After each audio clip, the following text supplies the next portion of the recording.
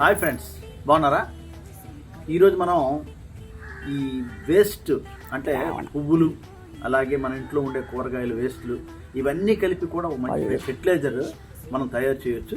ఈ ఫెర్టిలైజర్ ఏంటంటే మనం ముందుగా ఈ వేస్టేజ్ అంతా కూడా మనం ముక్కలు కట్ చేసేసి ఇవి వేసుకుని నానేసుకోవాలి. మనం ఇది నానేసుకొని కొద్ది రోజులు ఉంచిన తర్వాత 3-4 డేస్, దాని తర్వాత దీన్ని ఇలా మనం కలుపుకొని ఈ వాటర్ని మనం యూజ్ చేసుకుంటే చాలా చాలా మంచి ఎరువుగా ఉపయోగపడుతుంది. అది ఈరోజు మీకు చూపిద్దామని. మంచి స్మెల్ వస్తుంది, వేస్టేజ్ అంతా కలిపి మనకి మంచి ఎరువు అవుతుంది. ఈ వాటర్ని స్టెయినర్తో ఫిల్టర్ చేసుకొని లీటర్ నీటికి 10 లీటర్ల వాటర్ కలుపుకొని ఈ ద్రావణాన్ని మొక్కలకు పిచికారి చేసుకుంటే చాలా చాలా మంచి ఎరువుగా ఉపయోగపడుతుంది. అందుకోసం ఇది చేస్తున్నాను. నేను చేసి చూశాను కాబట్టి ఇది చెప్తున్నాను. నేను ఈ వీడియో కనుక నచ్చితే లైక్ చేయండి, షేర్ చేయండి, మీరు కూడా చేయండి, మీ అభిప్రాయం తెలియజేయండి. Thank you.